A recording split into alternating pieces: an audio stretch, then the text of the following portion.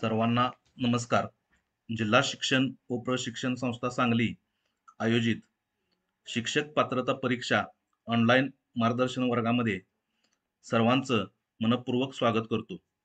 या ऑनलाईन प्रशिक्षणासाठी आम्हाला किंवा ज्यांच्या प्रेरणेनं हे आपण ऑनलाईन मार्गदर्शन घेतोय ते आमच्या जिल्हा शिक्षण व प्रशिक्षण संस्थेचे प्राचार्य, आमचे मार्गदर्शक प्रेरणास्थान डॉक्टर विकास सलगर सर, तसेच डाएटचे सर्व अधिव्याख्याते, सर्व सांगली जिल्ह्यातील अध्यापक कॉलेजचे प्राचार्य, सर्व आमचे सहकारी मित्र, तसेच माझ्या श्री शिवाजी अध्यापक विद्यालयाचे प्राचार्य श्री राम शिंदे सर, या सर्वांच्या मार्गदर्शनाखाली आज जे आपण ऑनलाईन मार्गदर्शन घेतोय त्यामध्ये 5वं पुष्प गुंफण्यासाठी मी या पुष्पामध्ये आपणा सर्वांचं मनपूर्वक स्वागत.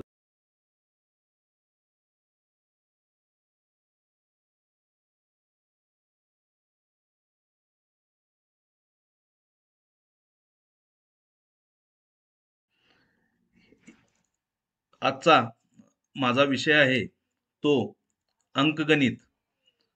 अंकगणितामध्ये जे वेगवेगळे घटक आहेत, बेरीज, वजाबाकी, गुणाकार, भागाकार, या सर्व घटकांची आपणा सर्वांना एक वेळ पुनश्च उजळणी व्हावी व टीईटी परीक्षेसाठी ज्या काही आपल्या असणारे जे प्रश्न आहेत त्या प्रश्नांचे उत्तरापर्यंत पोहोचण्यासाठी मूलभूत असणारे ज्या क्रिया आहेत त्या क्रियांची पुनश्च एक वेळ उजळणी व्हावी व आपला सराव व तयारी व्हावी यासाठी आजचा जो आपला विषय आहे तो बेरीज, वजाबाकी, गुणाकार व भागाकार.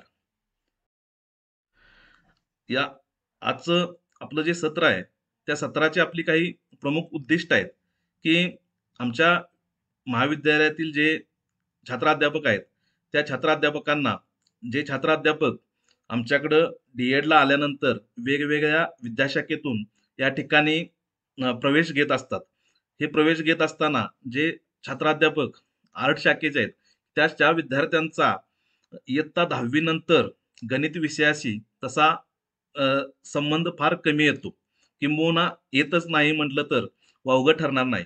या छात्राध्यापकांना डीएडला आल्यानंतर गणित विषयाची फार मोठ्या प्रमाणावरती भीती वाटते आणि जर आपण बघितलं तर टीईटी सारख्या कोर्समध्ये, टीईटी सारख्या परीक्षांमध्ये आपण गणित विषयाला वगळून यश मिळवू शकत नाही. अशा छात्राध्यापकांना तसेच सर्व छात्राध्यापकांना गणितातील ज्या काही मूलभूत क्रिया आहेत त्या क्रियांच्या असणाऱ्या ज्या संकल्पना आहेत, काही नियम आहेत, त्या नियमांची ओळख करून देण्यासाठी या सत्रांचं आपण उद्दिष्ट ठेवलेलं आहे.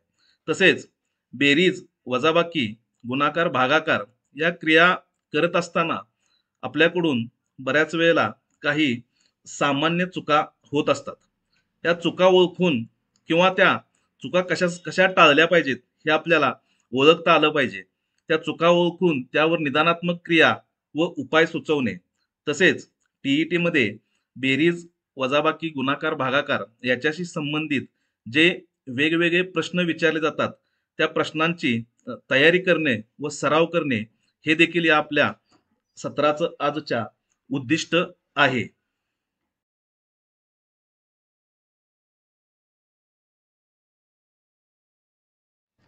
जर आपण बघितलं तर प्रामुख्यानं प्रश्नपत्रिकेचा आराखडा व स्वरूप या ठिकाणी जर आपण बघितलं तर शिक्षक पात्रता परीक्षा ही प्रामुख्यानं 2 स्तरावरती घेतली जाते.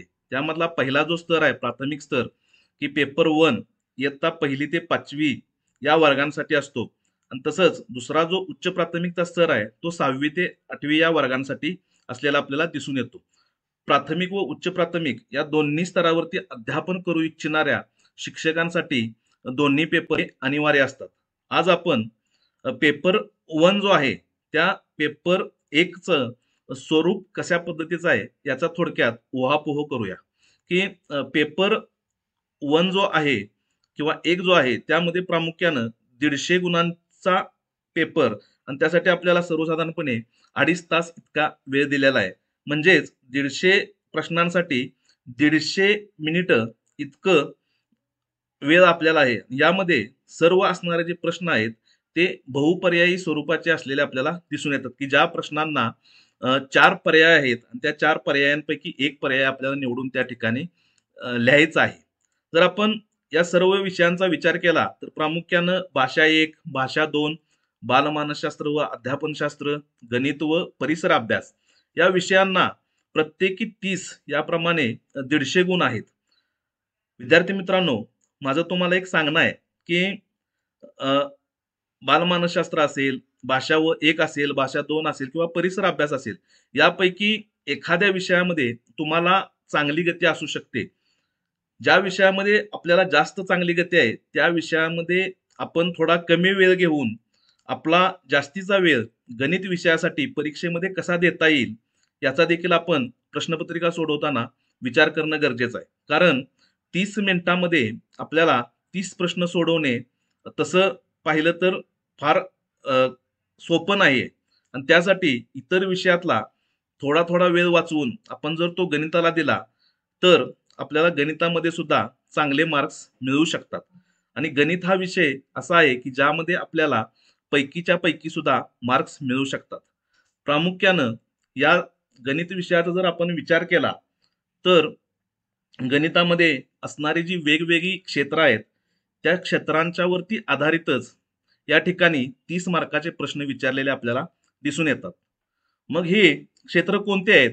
तर यामध्ये प्रामुख्यानं अंकगणित, की ज्यामध्ये संख्याज्ञान व त्यावरील क्रिया, की ज्यामध्ये प्रामुख्यानं आपल्याला संख्यांचे असणारे वेगवेगळे प्रकार आहेत. त्यावरील क्रिया आहेत. वर्ग, वर्गमूळ, घातांक, व्यावहारिक अपूर्णांक, तसेच क्रमिका असेल, काळ, काम, वेळ याच्यावरील असणारी उदाहरणं असतील, नफा-तोटासारखी उदाहरणं असतील, नफा-तोटा याची सूत्र असतील, चलन, सरासरी, सूट, कमिशन, शेकडेवारी या गोष्टींचा विचार अंकगणितामध्ये झालेला आपल्याला दिसून येतो. त्याच पद्धतीनं दुसरे क्षेत्र आहे मापन, की मापनामध्ये परिमाणांचे परस्पर रूपांतरण, ज्यामध्ये प्रामुख्यानं दशमान परिमाण, की ज्यामध्ये लांबी, वस्तुमान, धारकता, दिनदर्शिका, कालमापन, नाणी नोटा यासारख्या गोष्टींचा देखील विचार झालेला आपल्याला दिसून येतो. त्यानंतर भूमिती आहे, की भूमितीमध्ये सुद्धा भूमितीतील असणारे मूलभूत संबोध, की अ, जे संबोध त्रिकोण, चौकोन, आयत, चौरस हे असतील, वर्तुळ आहे, वर्तुळखंड आहे, समरूपता, महत्वमापन. त्याच पद्धतीनं बीजगणितामध्ये नित्य समानता, एकचल समीकरणे, एकसामायिक समीकरणे, वर्ग समीकरणे अशा पद्धतीचा विचार गणितामध्ये प्रामुख्याने झालेला आपल्याला दिसून येतो. त्याच पद्धतीने बैजिक राशी असतील, केंद्रीय प्रवृत्तीची परिमाणं असतील, संख्याशास्त्र असेल, आकृती संदर्भातील उदाहरणे असतील, संख्या श्रेणिका, मिश्र उदाहरणे, वेन आकृती याच्यावरती देखील आधारित बरेच प्रश्न या ठिकाणी विचारलेले आपल्याला दिसून येतात, की इतक्या मोठ्या प्रमाणामध्ये असणारा हा जो पाठ्यांश आहे, या पाठ्यांशामधून आपल्याला जर काही क्लुप्त्या माहिती असतील, तर आपण अपेक्षित उत्तरापर्यंत फार लवकर जाऊ शकतो आणि या सर्वांच्या मुळाशी गणितातील मूलभूत क्रिया असलेला आपल्याला दिसून येतं आणि त्याच क्रियांचा आज आपल्याला अभ्यास करायचा आहे.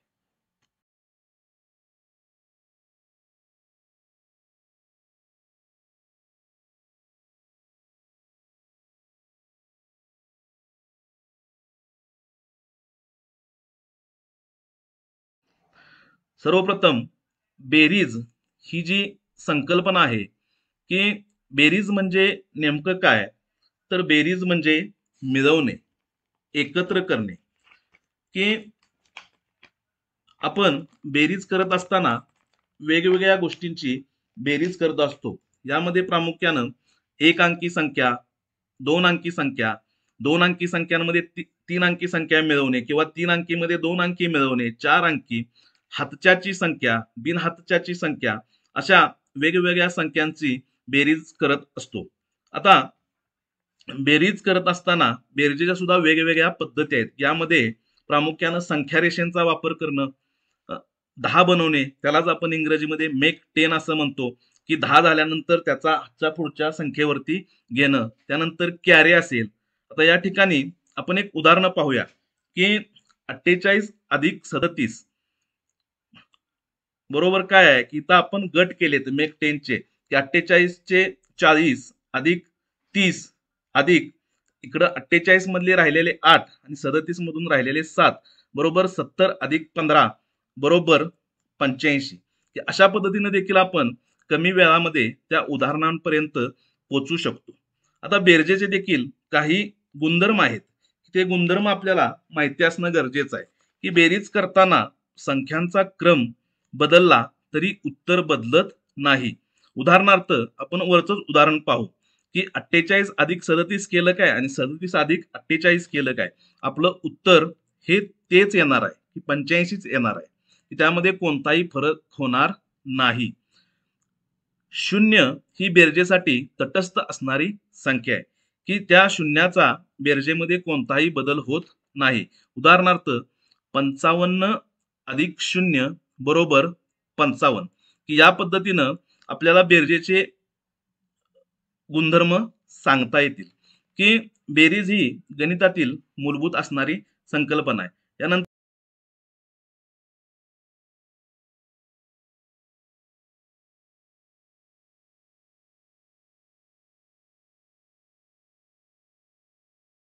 पुढच्या वजाबाकी या संकल्पनेचा विचार करू.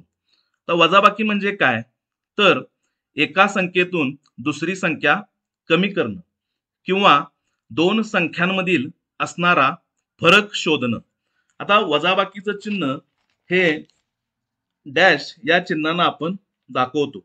आता याच्या सुद्धा असणाऱ्या वेगवेगळ्या पद्धती आहेत. यामध्ये प्रामुख्यानं संख्या रेषेवर मागे जाणे किंवा उडी पद्धत, बॅरो पद्धत. आता मागं पाहिलेली बेरीज आणि इथं पाहिलेली वजाबाकी या दोन्ही संकल्पना एकमेकास परस्पर पूरक असलेल्या आपल्याला दिसून येतात. की इथं सुद्धा उदाहरणामध्ये 63 वजा 38 बरोबर आपण परत गट केलेत 60 वजा 30 अधिक 3 वजा 8 आणि बरोबर 30 वजा 5 बरोबर 25. आता बेरजेचे असणारे जे गुणधर्म आहेत यामध्ये आपल्याला काय सांगता येतील, वजाबाकीमध्ये क्रम बदलला तरी उत्तर बदलते. बेरजेमध्ये असं होत नव्हतं. बेरजेमध्ये संख्या मागं पुढं झाल्या तरी उत्तर आपलं तेच येत होतं. आता इथं वजाबाकीमध्ये क्रम बदलला तर उत्तर आपलं बदलणार आहे. उदाहरणार्थ 5 वजा 3 बरोबर 2 येणार आहे. ते जर आपण 3 वजा 5 केलं तर उत्तर आपलं वजा 2 येणार आहे. तसेच वजाबाकी ही बेरजेच्या उलट असणारी क्रिया आहे.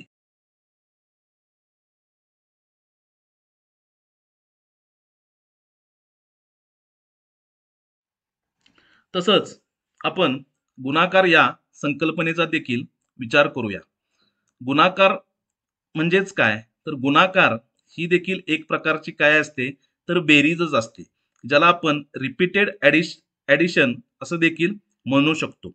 गुणाकार करत असताना आपण क्षेत्रफळ मॉडेल, ओळी स्तंभ यांचा देखील वापर करतो. गुणाकाराचं चिन्ह गुणिले या चिन्हामध्ये आपण दाखवतो. तर उदाहरणार्थ 12 गुणिले 15 बरोबर 12 गुणिले 10 अधिक 5 बरोबर 120 अधिक 60 बरोबर 180. या पद्धतीने देखील आपण उदाहरणं सोडवू शकतो. तर यामध्ये आपण प्रामुख्यानं टेबल स्मरण तंत्र, पॅटर्न शोधा, स्किप काउंटिंग यांचा देखील विचार करू शकतो. गुणाकाराचे जे गुणधर्म आहेत ते आपल्याला पुढील प्रमाणे सांगता येतील. संख्यांचा क्रम बदलला तर उत्तर तेच राहतं. जसं बेरजेमध्ये होतं की संख्यांचा क्रम बदलला तर उत्तर तेच राहतं. उदाहरणार्थ 12 गुणिले 3 आपलं उत्तर 36च येणार आहे किंवा 3 गुणिले 12 केलं तरी आपलं उत्तर 36च येणार आहे. अशा कोणत्याही संख्या असतील की ज्यांचा क्रम पुढं मागं केला तरी सुद्धा आपलं उत्तर तेच येणार आहे. त्यानंतर एक ही गुणाकाराची तटस्थ असणारी संख्या आहे. आता तटस्थ असणारी संख्या म्हणजे काय, तर की ज्यामधून एखाद्या संख्येला 1 न गुणले असता त्या उत्तरामध्ये कोणताही फरक पडणार नाही. उदाहरणार्थ 15 गुणिले 1 15, 20 गुणिले 1 20 म्हणून 1 ही गुणाकाराची तटस्थ संख्या आहे. तसेच कोणत्याही संख्येला 0 ने गुणले असता गुणाकार हा 0 येतो. उदाहरणार्थ 10 गुणिले 0 बरोबर 0च येणार आहे. 15 गुणिले 0 बरोबर 0च येणार आहे. अशा पद्धतीनं आपण गुणाकाराविषयी माहिती.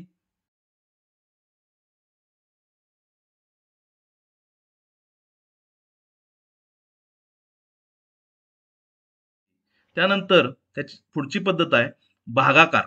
भागाकार म्हणजे काय, तर समान वाटप किंवा समान गट बनवणे, की एखाद्या गोष्टीचं समान भागामध्ये आपण विभाजन करणं. या अर्थानं भागाकार या संकल्पनेकडे आपण पाहतो. भागाकारामध्ये भाज्य, भाजक, बाकी या त्याचे असणारे अवयव आहेत. आता गुणाकार व भागाकार या दोन्ही परस्पर पूरक असणाऱ्या गोष्टी आहेत. आता इथं आपण एक उदाहरण पाहिलंय. 74/6 बरोबर किती आहे, तर इथं भागाकार 12 येतोय आणि त्याची बाकी 2 येते. भागाकारात देखील भागाकारात क्रम बदलल्यास उत्तर बदलतं.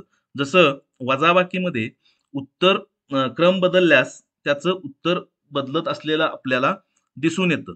कोणत्याही संख्येला 1 ने भागल्यास उत्तर तीच संख्या असलेले आपल्याला दिसून येतं. उदाहरणार्थ 15/1 बरोबर 15, 25/1 बरोबर 25. तसेच 0 ने कोणत्याही संख्येला भाग जात नाही.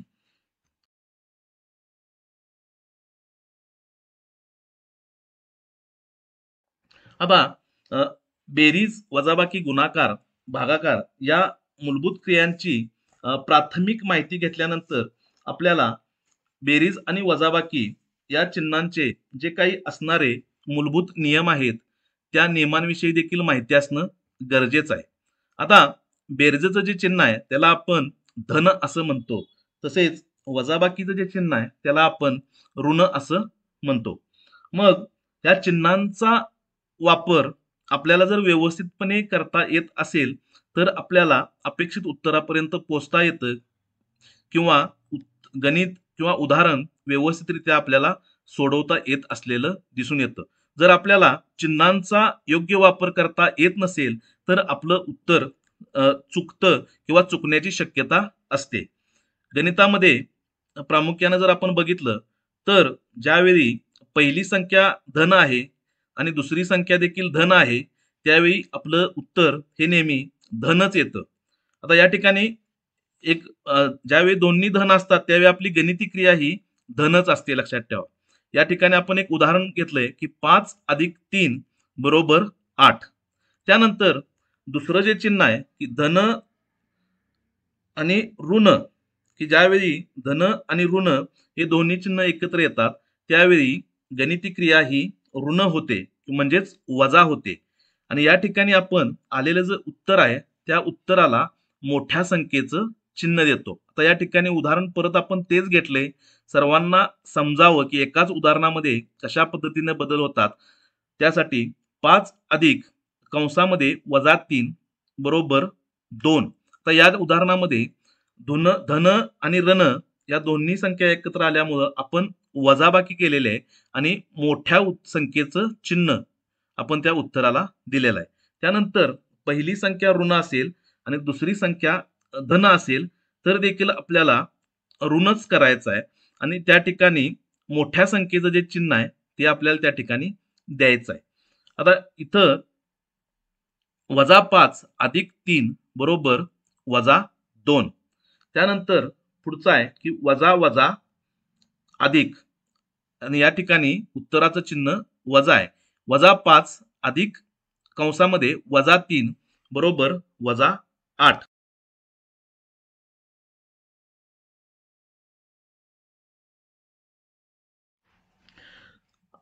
जसे बेरीज आणि वजाबाकीचे नियम आहेत तसेच गुणाकार आणि भागाकाराचे सुद्धा नियम आहेत. संख्यांच्या चिन्हामध्ये जे नियम गुणाकारास लागू पडतात तेच नियम भागाकारास लागू पडत असलेले आपल्याला दिसून येतात. आता ज्यावेळी पहिली संख्या धन आहे किंवा अधिक आहे आणि दुसरी संख्या देखील अधिक आहे आणि त्यांच्यामध्ये गणिती गुणाकार होतो त्यावेळी उत्तराचं चिन्ह हे अधिकच असणार आहे किंवा धन असणार आहे. या ठिकाणी उदाहरणादाखल आपण घेतलेलं आहे 8 गुणिले 2 बरोबर 16. त्यानंतर पुढचं संचिन्ह आहे धन गुणिले ऋण बरोबर ऋण 8 गुणिले -2 बरोबर -16. त्यानंतर तिसरं चिन्ह आहे वजा ऋण गुणिले धन बरोबर ऋण -8 गुणिले 2 बरोबर -16. त्यानंतर ऋण गुणिले ऋण बरोबर धन -8 गुणिले -2 बरोबर 16. की गुणाकारामध्ये या पद्धतीनं उत्तराचं चिन्ह असलेलं आपल्याला दिसतं.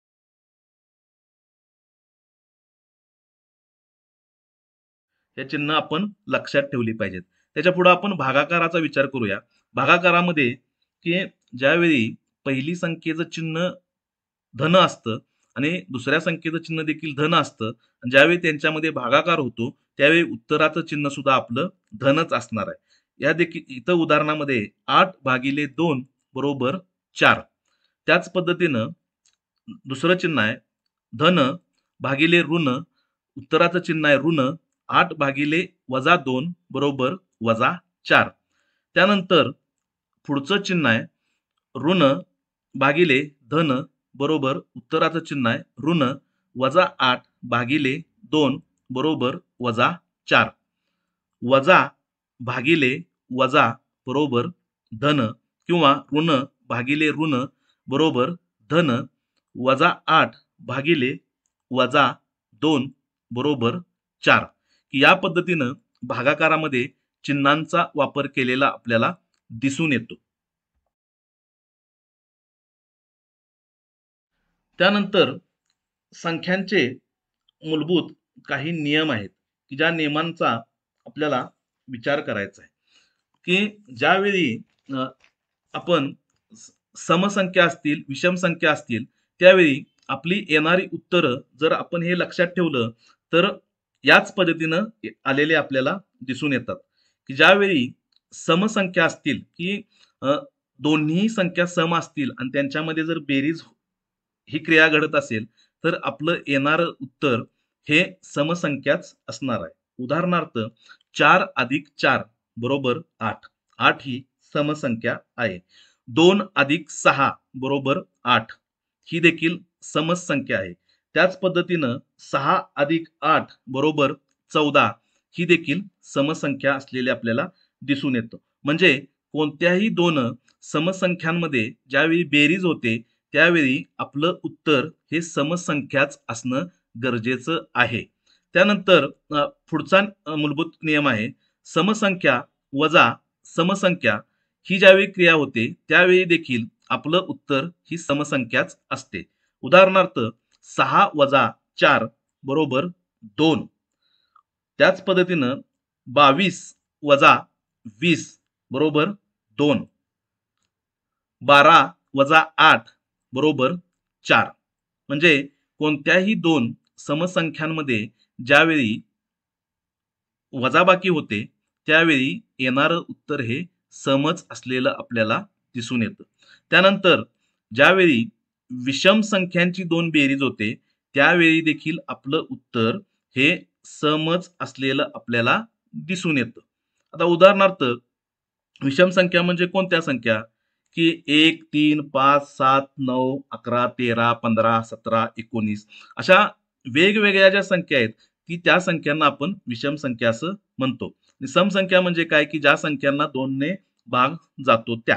आता या ठिकाणी विषम संख्यांच्या ज्यावेळी 2 गुणाकार होतो त्यावेळी उत्तर सम कसं येतं हे आपण पाहूया की 3 + 5 बरोबर 8. 7 + 9 बरोबर 16 की हे येणार उत्तर जे आहे ते काय आहे आपल्याला सम असलेलं दिसून येतंय. अशा पद्धतीनं आपल्याला पुढे देखील पाहता येईल की ज्यावेळी दोन विषम संख्यांची वजाबाकी होते त्यावेळी देखील आपलं उत्तर हे सम असलेलं आपल्याला दिसून येतं की 5 - 3 बरोबर 2. 7 - 5 बरोबर 2. 11 - 9 बरोबर 2 किंवा आणखी अशा संख्या सांगता येतील की ज्याच्यामध्ये आपली संख्यांचं उत्तर हे समसंख्याच आलेलं दिसून येईल. त्यानंतर ज्यावेळी दोन समसंख्यांचा गुणाकार होतो त्यावेळी आपलं उत्तर देखील समच येतं. उदाहरणार्थ 4 गुणिले 4 बरोबर 16, 8 गुणिले 4 बरोबर 32, त्याच पद्धतीनं 6 गुणिले 4 बरोबर 24. 24 ही समसंख्याच असलेले आपल्याला दिसून येते.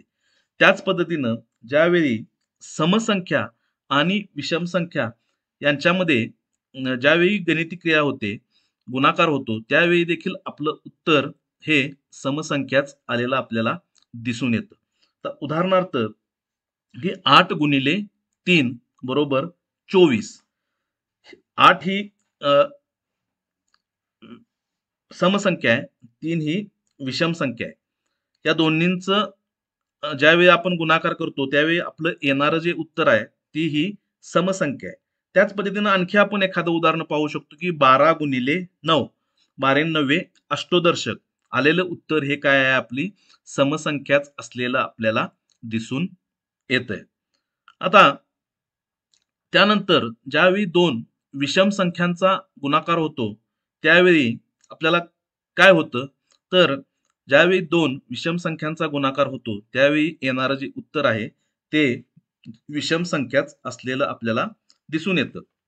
उदाहरणार्थ 3 गुणिले 3 बरोबर 9, 7 गुणिले 9 बरोबर 63, 9 63 नैसर्गिक संख्यांची बेरीज करतो. कोणत्याही दोन संख्यांची बेरीज ही 19 पेक्षा जास्त व 199 पेक्षा कमी असते. तसेच कोणत्याही 3 अंकी दोन संख्यांची बेरीज ही 199 पेक्षा जास्त व 1999 पेक्षा कमी असते. हे काही नियम आहेत, हे आपल्याला माहिती असणं गरजेचं आहे. त्याच पद्धतीनं ज्यावेळी आपण दोन संख्यांचा गुणाकार करतो त्यावेळी देखील आपल्याला जे बहुपर्यायी प्रश्न असतात त्या प्रश्नांमध्ये उत्तरापर्यंत जाण्यासाठी या ट्रिकचा आपण वापर करू शकतो. उदाहरणार्थ ज्यावेळी आपण दोन अंकी दोन संख्यांचा गुणाकार करतो त्यावेळी आपलं येणारं जे उत्तर आहे ते 3 अंकी किंवा 4 अंकी संख्या असते. ज्यावेळी आपण 3 अंकी दोन संख्यांचा गुणाकार करतो त्यावेळी आपलं येणारं जे उत्तर आहे ते 5 अंकी किंवा 6 अंकी संख्या असते.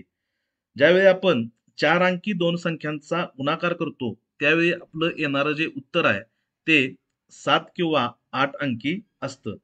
ज्यावेळी आपण 3 अंकी व 2 अंकी दोन संख्यांचा गुणाकार करतो त्यावेळी 4 किंवा 5 अंकी उत्तर आपल्याला आलेलं दिसून येतं.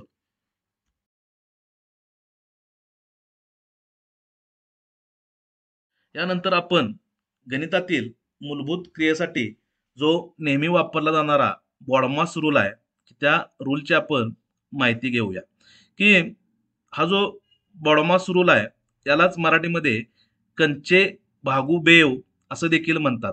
की याच्या नावामध्येच त्याचं क्रम आहे तो ठरलेला आहे. की गणितामध्ये असणाऱ्या ज्या वेगवेगळ्या क्रिया आहेत किंवा एकाच उदाहरणामध्ये अनेक क्रिया दिल्या असतील की ज्यामध्ये प्रामुख्यानं गुणाकार असेल, भागाकार असेल, बेरीज असेल, वजाबाकी असेल, एखादा घातांक असेल, कंस काढायचा असेल, तर आपल्याला बऱ्याच वेळेला आपला गोंधळ होण्याची शक्यता असते.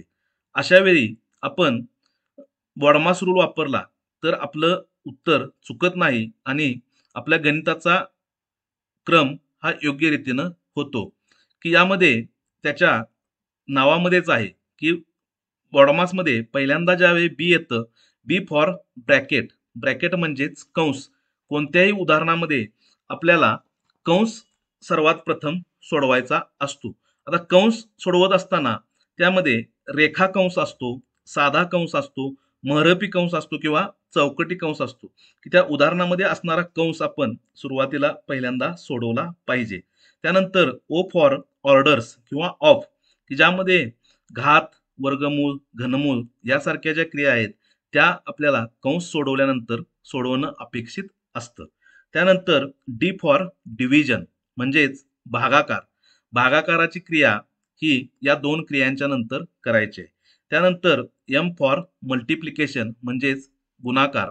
भागाकारानंतर आपल्याला गुणाकार ही क्रिया करणं अपेक्षित असतं. त्यानंतर ए फॉर ॲडिशन म्हणजेच बेरीज, बेरजेची क्रिया ही उदाहरणामध्ये गुणाकारानंतर करायची.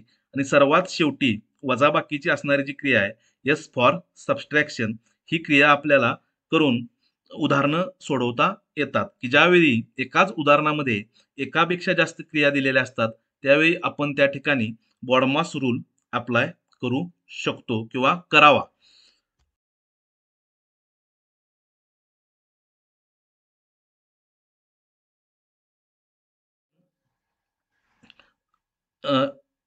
जे आता गणितातील मूलभूत क्रियांच्या विषयीची जी माहिती पाहिली त्या माहितीमध्ये पाहत असताना आपल्याला सातत्यानं प्रत्येक वर्षीच्या परीक्षेमध्ये जवळपास 3 ते 4 मार्काचे प्रश्न या मूलभूत क्रियांच्या वरती आलेले दिसून येतात. आणि हे जे प्रश्न आहेत हे सातत्यानं अंक बदलून संख्या बदलून विचारलेले दिसून येतात.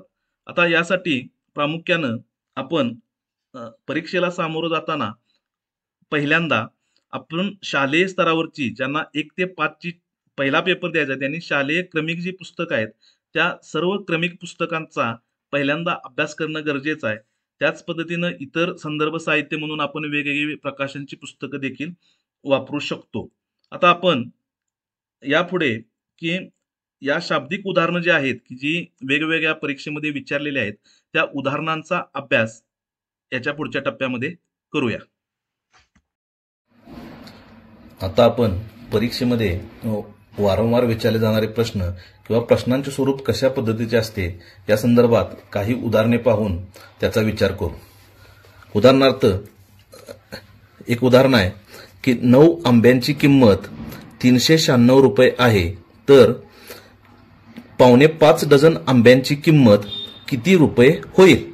हा प्रश्न TET 2016 विचारला होता. तर या प्रश्नांचे 4 पर्याय दिलेले आहेत. पहिला पर्याय आहे 1870, दुसरा पर्याय आहे 2090, तिसरा पर्याय आहे 2508 रुपये, चौथा पर्याय आहे 3036 रुपये. आता या उदाहरणाकडे जर आपण पाहिलं तर या उदाहरणामध्ये काही गोष्टी दिलेल्या आहेत की सर्वसाधारणपणे 3/4 म्हणजेच काय आहे की डझनाचा 3/4 म्हणजेच 1 डझनमध्ये जवळपास 12 वस्तू असतात किंवा 12 ही संख्या डझनामध्ये येते. इथं 3/4 म्हणजे 9 इतकी संख्या येणार आहे. आपल्याला 9 आंब्यांची किंमत इथं दिलेली आहे 396 रुपये आणि काढायची आहे जवळपास 4.25 डझन आंब्याची किंमत. मग आता आपल्याला या उदाहरणामध्ये दिलेल्या गोष्टींचा आपण वापर करून काय करायचं आहे तर 9 आंब्यांची किंमत म्हणजेच 3/4 बरोबर 396 रुपये. की 396 ही आपल्याला उदाहरणात दिलेला आहे.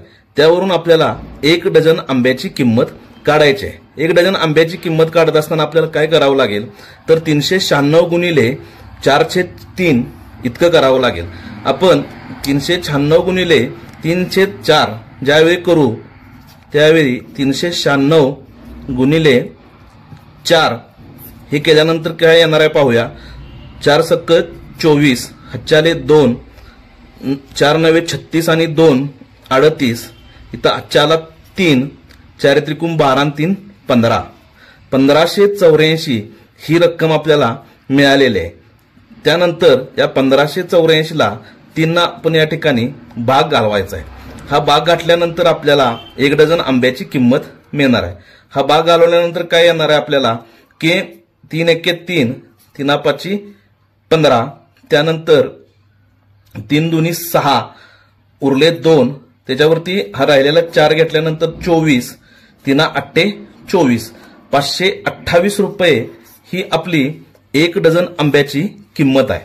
मग आपल्याला 5.25 डझन आंब्याची किंमत काढायची आहे. तर आपल्याला काय करावं लागेल तर 5.25 डझन आंब्याची किंमत बरोबर 4 गुणिले 528, इथं मी कंस केलाय बघा की आपण मागे शिकलेलो आहे की बॉडोमाच्या रूलमध्ये सुरुवातीला आपल्याला कंस सोडवायचा असतो. प्लस 3/4 ची जी किंमत आहे किंवा 9 आंब्यांची जी किंमत आहे ती इथं आपल्याला दिलेली आहे 396 रुपये.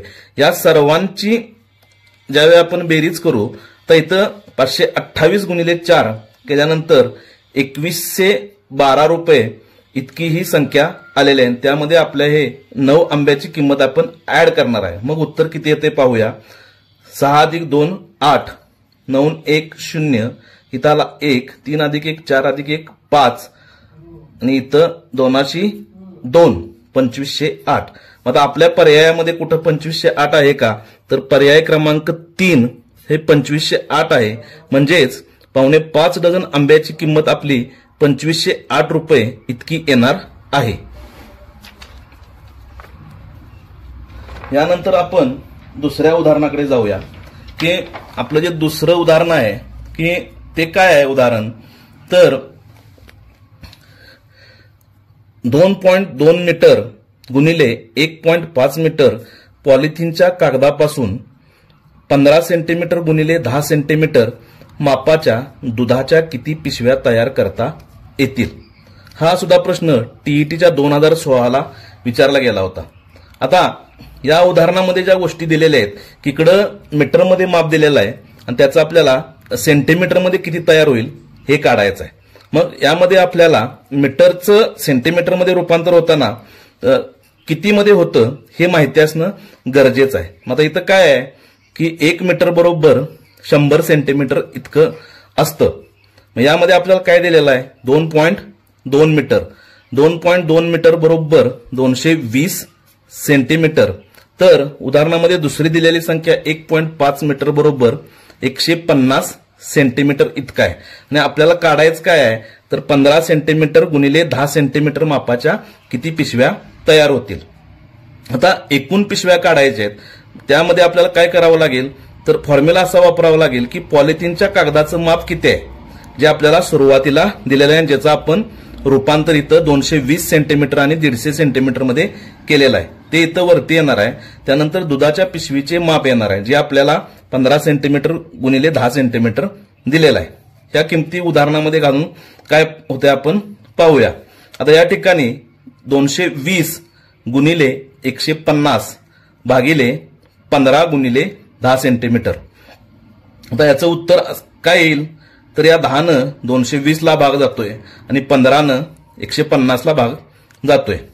मग या ठिकाणी आपलं उत्तर येणार आहे काय की 15 × 15 15 10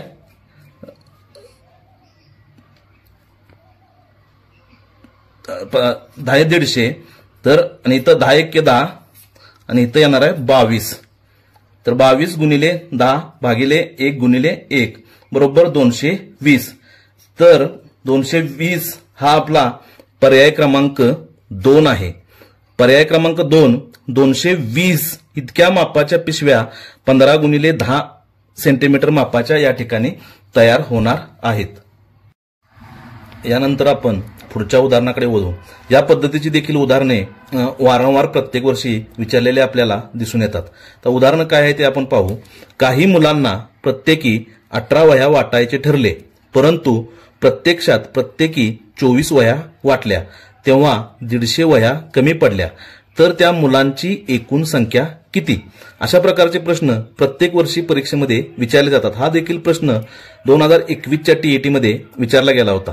या प्रश्नांचे पर्याय काय आहेत तर पहिला पर्याय आहे 18, दुसरा आहे 28, तिसरा आहे 22 आणि चौथा आहे 25. आता इथं मुलांची संख्या दिलेली नाही, आपल्याला फक्त त्या मुलांना वाटायच्या वह्या किती होत्या हे सांगितलेलं आहे आणि मुलांची संख्या काढायची आहे. मग आपल्याला काय करावं लागेल तर मुलांची संख्या ही x मानावी लागेल. एकूण मुले किती आहेत x आहेत. मग आपल्याला या उदाहरणामध्ये काय करावं लागेल तर मुलांना प्रत्येकी 18 वह्या वाटायचे ठरले होते. मग 18x बरोबर वाटल्या किती वह्या तर 24 वाटल्या. 24x तेव्हा वह्या किती कमी पडल्या तर 150 कमी पडल्या. तर या उदाहरणामध्ये वह्या 150 कमी पडलेल्या आहेत आणि मुलांची संख्या काढायची आहे. मग या ठिकाणी इथं असणारा जे 24x आहे ते उदाहरणाच्या या बाजूला गेल्यानंतर 24x वजा 18x बरोबर 150. त्यानंतर 24 मधून 18 गेल्यानंतर या ठिकाणी आपल्याला 6 ही बाकी राहणार आहे की 6x बरोबर 150. त्यानंतर इथं x येणार आणि इकडचा 6 इकडं गेल्यानंतर तो भागाकारात जाणार आहे. 150 भागिले 6. 150 भागिले 6 ही ज्यावेळी आपण भागाकार करू त्यावेळी आपल्याला जे उत्तर मिळणार आहे ते 6 एके 6, 6 दुनी 12 तर राहिले 3. त्यानंतर इथला 0 घेतला 6 पंचे 30, 6 पंचे 30 हे उत्तर येणार आहे. 25. आता या पर्यायामध्ये पर्याय क्रमांक 4 जो आहे या ठिकाणी 25 आहे. तर 25 हे काय आहे तर ते मुलांची काय आहे एकूण आलेली आपली संख्या आहे की या पद्धतीचे प्रश्न देखील परीक्षेमध्ये वारंवार विचारले गेलेले आपल्याला दिसून येतात. यामध्ये फक्त संख्या बदललेल्या आहेत किंवा अंक बदलून उदाहरणं रिपीट केलेलं आहे. याचा देखील सराव आपण करणं गरजेचं आहे. यानंतर आपण पुढच्या उदाहरणाकडे वळूया. आता पुढचं जे उदाहरण आहे हे उदाहरण देखील परीक्षेमध्ये जवळपास 3 ते 4 वेळा आतापर्यंत विचारलेलं आहे. आता उदाहरण काय आहे, फक्त काही 500 रुपये किमतीच्या व काही 2000 रुपये किमतीच्या नोटा असलेल्या पिशवीत 30,500 रुपये आहेत. तर त्या पिशवीत खालील पर्यायातील 500 रुपये किमतीच्या किती नोटा असू शकतील. आता हे उदाहरण 2017ला विचारले, 18ला विचारले, 19ला विचारले, पण प्रत्येक ठिकाणी असणारे पर्याय बदललेले आहेत आणि तुम्हाला या ठिकाणी किती उत्तर येईल असं विचारलेलं आहे.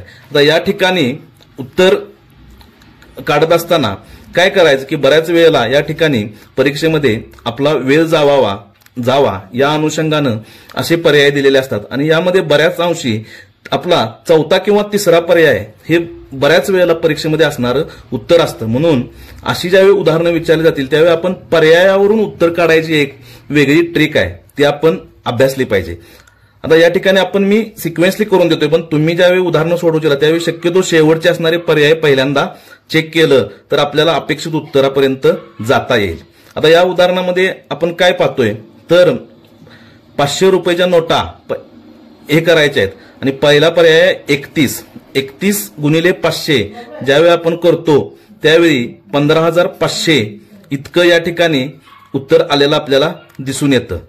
आता 15,500 हे उत्तर आल्यानंतर 30,500 वजा 15,500 हे केल्यानंतर 15,000 रुपये इतकं आपल्याला उत्तर मिळतंय आणि 15,000 ही जी किंमत आहे ही आपल्या 2,000 रुपयेच्या नोटांपासून बनू शकत नाही, कारण 2च्या 7 नोटा घेतल्यानंतर 14,000 तयार होतील किंवा 2च्या 8 नोटा घेतल्यानंतर आपलं 16,000 तयार झालेले दिसून येतील. त्याच पद्धतीनं आपण आता म्हणजे हा पर्याय आपला काय आहे येणार नाही. यानंतर आपला पुढचा पर्याय आहे 27 गुणिले 500 केल्यानंतर आपल्याला जे उत्तर मिळणार आहे ते काय असणार आहे तर 13,500 इतकं असणार आहे.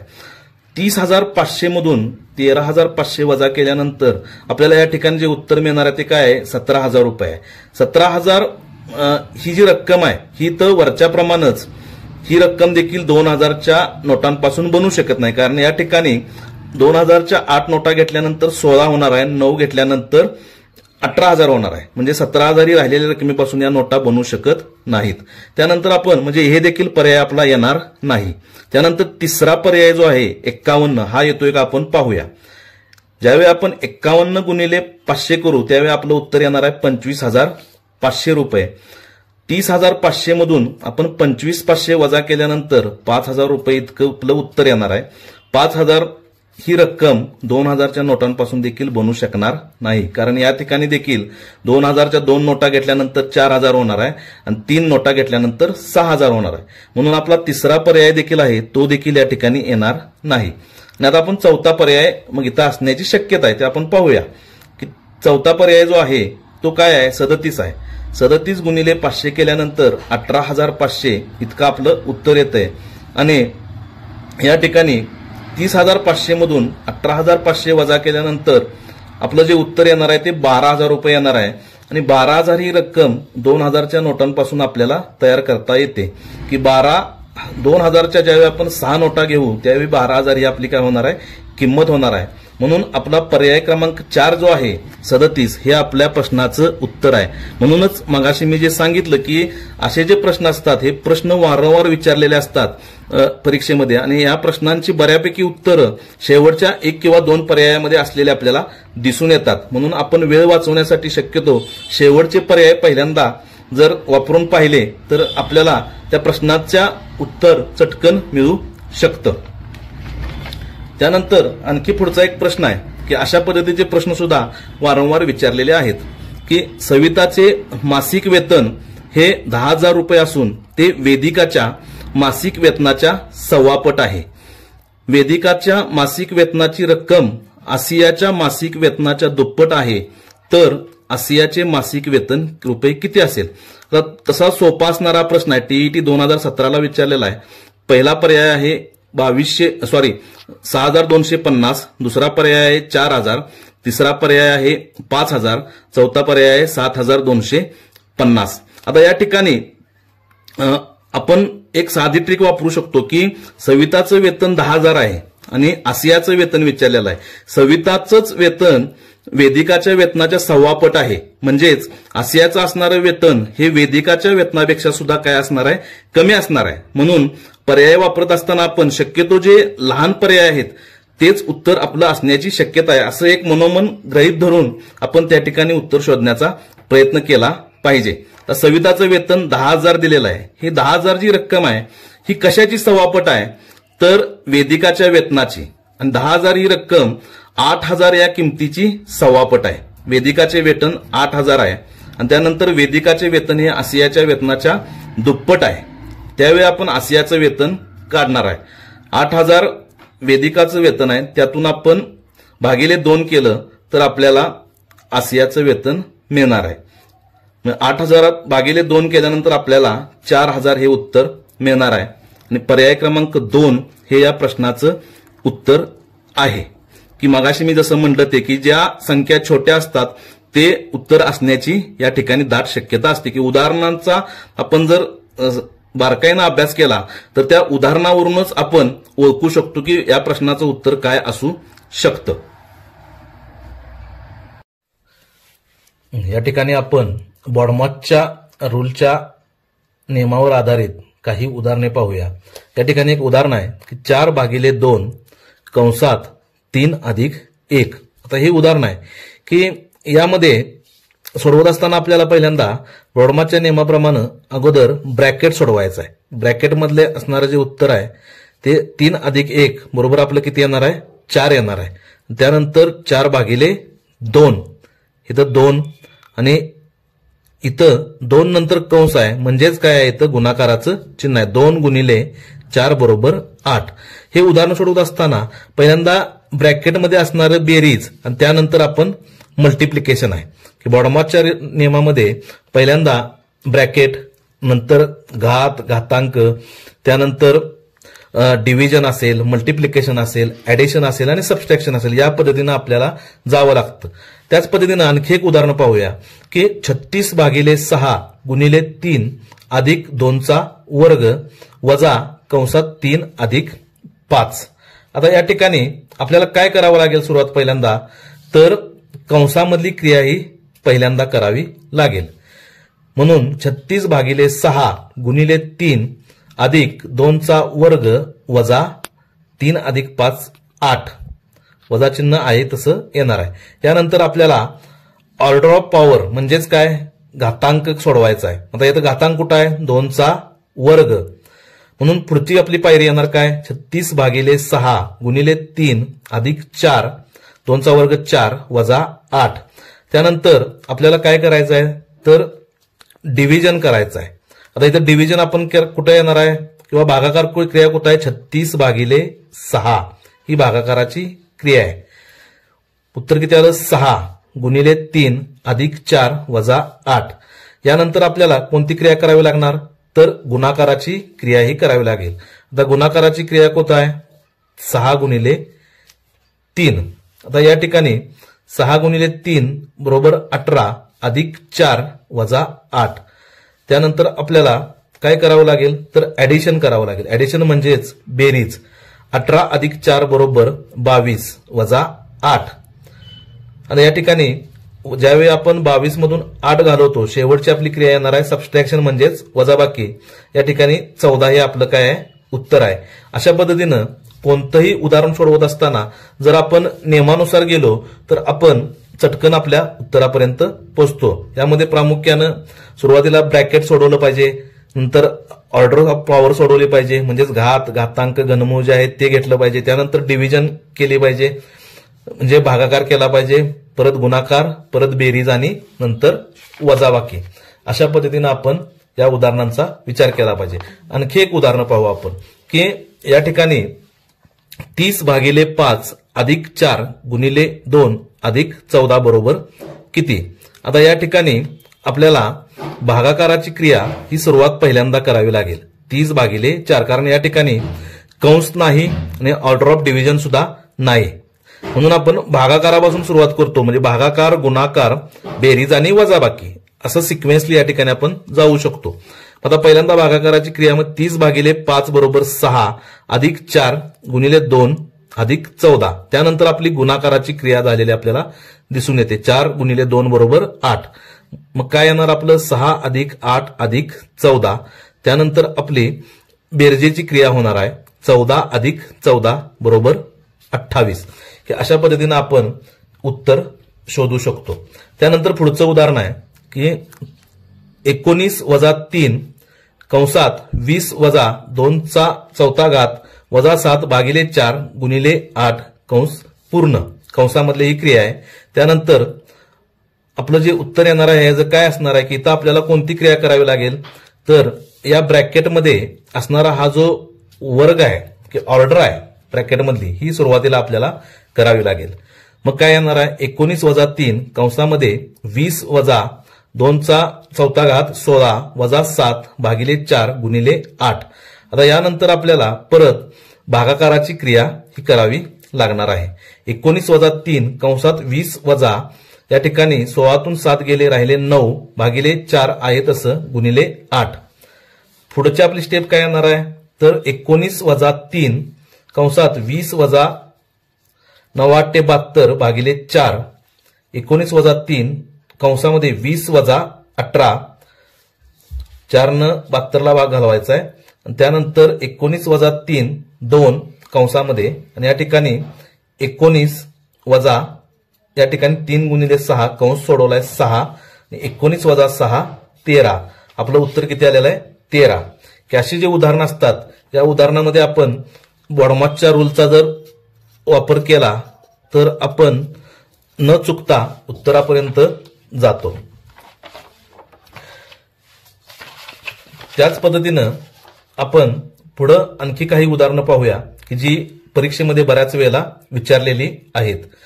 एका व्यक्तीला एका दिवसाची मजुरी 180 रुपये मिळते, परंतु गैरहजर राहिल्यास त्याला 15 रुपये दंड होतो. 2014च्या फेब्रुवारी महिन्यात त्याला एकूण 4065 रुपये मिळतात, तर तो किती दिवस कामावर हजर होता.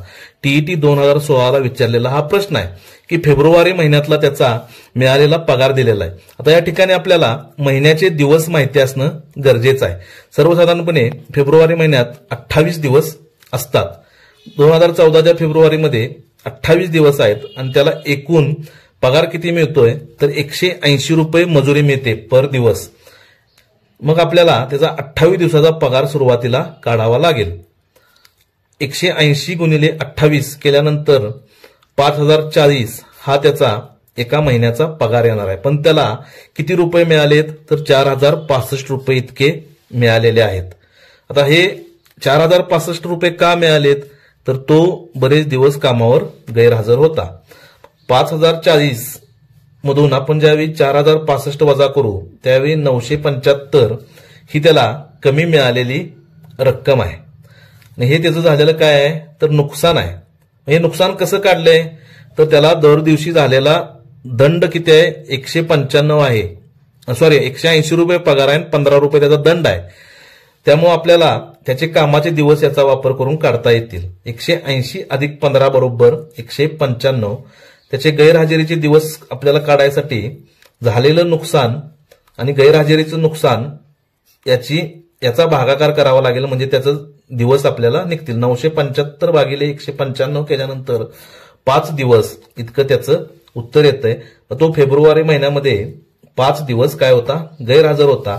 तर 28 वजा 5 बरोबर 23. त्याचे कामाचे एकूण दिवस 23 आहे. पर्याय क्रमांक 3 हे आपलं उत्तर आहे. त्यानंतर पुढचा प्रश्न आहे की एका कुटुंबातील 8 सदस्यांचे सरासरी वय 24 वर्ष आहे आणि कुटुंबातील एका व्यक्तीच्या मृत्यूमुळे सरासरी वय 5 ने कमी होते तर मृत्यू पावलेल्या सदस्यांचे वय किती वर्षे होते. आता हा टीईटी 2017ला विचारलेला प्रश्न आहे. या प्रश्नामध्ये बऱ्याच विद्यार्थ्यांचा गोंधळ होतो की इथं 8 सदस्यांचं सरासरी वय दिलेलं आहे आणि त्या कुटुंबातील एक व्यक्ती मृत पावल्यामुळे 5 न कमी होतंय. इथं बरेच विद्यार्थी मृत पावलेला व्यक्ती आपल्या उदाहरणामध्ये घेत नाहीत, कारण मृत पावलेला व्यक्ती हा त्या कुटुंबातीलच असल्यामुळं त्या कुटुंबातील सदस्यांची संख्या कमी होणार आहे हे बऱ्याच वेळेला आपल्या लक्षात येत नाही. अशा ज्या गोष्टी आहेत त्या आपण लक्षात ठेवणं गरजेचं आहे. आता आपण उदाहरणं सोडवूया. याचे पर्याय काय आहेत? 61 आहे, 65, 59 आहे, 72 आणि 49. आता कुटुंबातील किती सदस्य आहेत? 8 सदस्य आहेत आणि त्यांची सरासरी वय दिलेला आहे 24. आता याच्या आपण ज्यावेळी गुणाकार करतो त्यावेळी 8 गुणिले 24 बरोबर 192 वर्ष, 192 ही त्याची बेरीज येते आणि मृत्यूनंतर त्याची जी सरासरी आहे ती 5 न काय झालेली आहे? कमी झालेली आहे. आता ही जी सरासरी 5 न कमी झाल्या म्हणजे काय झालंय? 24 मधून 5 कमी करायचे आहेत आपल्याला, की 24 मधून 5 गेल्यानंतर 19 ही त्यांची सरासरी आहे आणि ज्यावेळी एक सदस्य कमी झाला त्यामध्ये 8 मधून 7 सदस्य या ठिकाणी राहिलेले आहेत. सदस्य संख्या गुणिले सरासरी वय, सदस्य संख्या 7, सरासरी वय 19 बरोबर 133 हे आहे. त्यामुळं 192 मधून 8 सदस्य असताना 192 आलं होतं, 7 सदस्य असल्यानंतर 133 आहे. या दोन्हीचा वजाबाकी केल्यानंतर आपल्याला 59 हे वय मिळतं. कुटुंबातील जी व्यक्ती मरण पावलेले आहे तिचं सरासरी वय 59 वर्ष इतकं होतं. पर्याय क्रमांक 2 हे आपलं उत्तर आहे. अशा पद्धतीनं आपण प्रश्नांची उत्तरं सोडवू शकतो. त्या ठिकाणी टीईटीचे प्रश्न सोडवत असताना आपल्याला कमी वेळामध्ये जास्तीत जास्त प्रश्न सोडवणे गरजेचे आहे. 30 प्रश्न आपल्याला सोडवायचे आहेत. आपल्याला जर फॉर्म्युले माहीत असतील, सूत्र माहीत असतील किंवा त्याचे नियम माहीत असतील तर आपण त्या उत्तरापर्यंत लवकर पोहोचू शकतो. की अशा पद्धतीनं आज आपण गणितातील मूलभूत ज्या क्रिया आहेत, अंकगणित, गणितातील बेरीज, वजाबाकी, गुणाकार, भागाकार आणि त्यांचे असणारे जे नियम आहेत त्याची प्राथमिक माहिती घेतलेली आहे. आज या मार्गदर्शन सत्रासाठी मला सांगली जिल्हा डाएटनं जी संधी दिली त्याबद्दल मी सर्व अधिव्याख्यातांचे तसेच आमच्या मार्गदर्शक सलगर सरांचे मनपूर्वक आभार मानतो आणि थांबतो.